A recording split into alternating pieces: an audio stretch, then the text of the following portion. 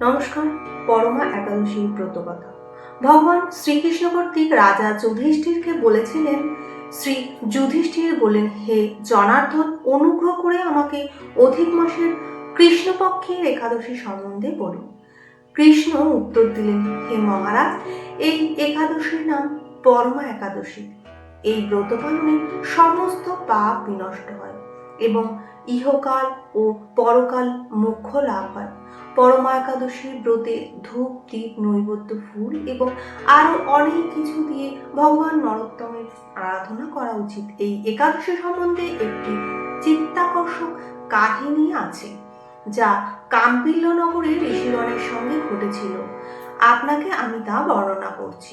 কাম্পিল্য নগরীতে সুমেধ নামে এক পুণ্যবান ব্রাহ্মণ থাকতেন।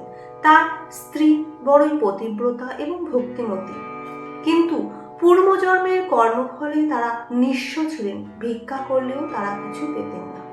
তাদের প্রয়োজনীয় বস্ত্রটুকুও ছিল না। তবুও সে তার স্বামীকে পবিত্রভাবে সেবা করত। তিনি অতিথিদের আপ্যায়ন করত, নিজে উপাস থাকত, স্বামীর কাছে কখনোই কিছু চাইতেন না। দুর্বল স্ত্রীকে দেখে সুমিত বললেন, প্রিয়তম, আমি যখনই ধনীদের কাছে কিছু চাই তারা আমাকে কিচ্ছু দেয় না। সংসার করতে টাকা লাগে তো বলো, আমি কি ভাগ্য অন্বেষণের জন্য বিদেশ যাব? তোমার পরামর্শ কি? সে তার স্ত্রীর কাছে জানতে চাইল। তার স্ত্রী বিনীতভাবে উত্তর দিল, স্বামী, এটা সত্যি যে আপনি যা বলেছেন তা অবশ্যই ভালো। এটা মেনে চলতেই হয়। যারা পূর্বজন্মে জ্ঞান ও জমি দান করেছে তারা এই জন্মে তা পায়, আর যারা করেনি কেবল তারা দেবতার কাছ থেকেই খাদ্য পায়। আমি তোমাকে ছাড়া বাঁচতে পারবো না। স্বামীহীন নারীদের কেউ থাকে না। তাদের মা, বাবা, ভাই, শ্বশুর, আত্মীয় স্বজন সবাই কথা শোনায়। তাই আমি তোমাকে অনুরোধ করছি স্বামী, দয়া করে আমার সঙ্গে এখানেই থাকো। একদিন ঋষি কৌন্ডিল্য সেই স্থানে এলেন। তার আগমন দেখে পবিত্র ও সুমেধা তাকে প্রণাম করলেন। আজ আমরা ধন্য আপনার দর্শনে, আমাদের জীবন সার্থক হয়েছে। তারা তাকে অনেক আহার নিবেদন করলেন। আহারের পর পবিত্র বললেন, হে ঋষি, দয়া করে বলুন কিভাবে আমাদের দারিদ্র দূর হবে। আমি আমার স্বামীকে বিদেশ যেতে বারণ করেছি। আপনি কৃপা করে বলুন আমাদের দরিদ্র যাতে শীঘ্রই শেষ হয়ে যায়।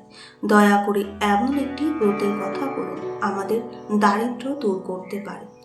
কৌন্ডিল্যমুনি উত্তর দিলেন, কৃষ্ণপক্ষের পরম একাদশী নামক অধিক মাসে এক একাদশী আছে। সেটি যদি তোমরা পালন করতে পারো, সমস্ত পাপ, দুঃখ, দারিদ্র বিনষ্ট হয়। যদি এই ব্রত পালন করে তিনি ধনীও হন।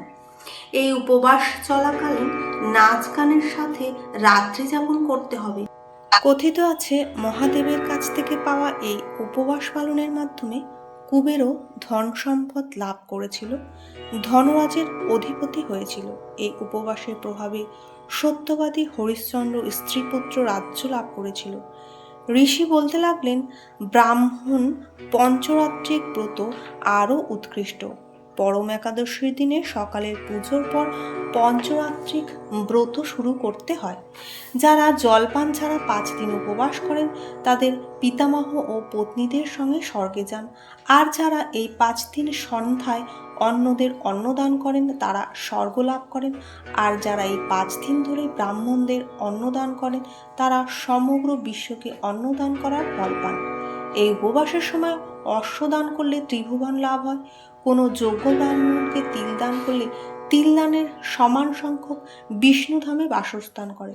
যারা স্নান সহ এই 5 দিন ব্রহ্মচর্য পালন করে তারা দেবীগণের সঙ্গে স্বর্গীয় সুখ উপভোগ করে।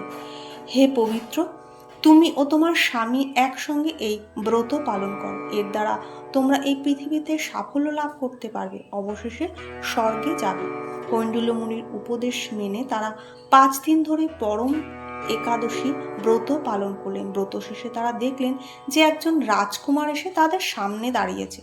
রাজকুমার তাকে উপহার হিসেবে সুসজ্জিত অট্টালিকা ও জমি দান করলেন। নিজের প্রাসাদে তারা ফিরে গেলেন। ব্রতের প্রভাবে তারা উভয় এই জগতে অপরিসীম সুখ লাভ করলেন এবং অবশেষে স্বর্গে গমন করলেন। শ্রীকৃষ্ণ বললেন, হে মহারাজ, যিনি পরম একাদশীর ব্রত পালন করেন তিনি সমস্ত তীর্থযাত্রা ও দান কর্মের ফল লাভ করেন। অতিরিক্ত মাসের পঞ্চরাত্রি পরম পুণ্যময়। এই উপবাসের ফলে পদ্মিনী এবং পরম একাদশী উভয়ই প্রধান। তাদের এই ব্রত জীবনের পূর্বজন্মেরও সমস্ত পাপ মোচন করে। তাই প্রত্যেক ব্যক্তির জন্য নিষ্ঠার সাথে একাদশী পালন করা উচিত। ভিডিওটি এখানেই শেষ করলাম। ভালো লাগলে অবশ্যই কমেন্টের মাধ্যমে জানাবেন। লাইক, শেয়ার, সাবস্ক্রাইব করে পাশে থাকবেন। আপনারা সবাই ভালো থাকুন, সুস্থ থাকুন।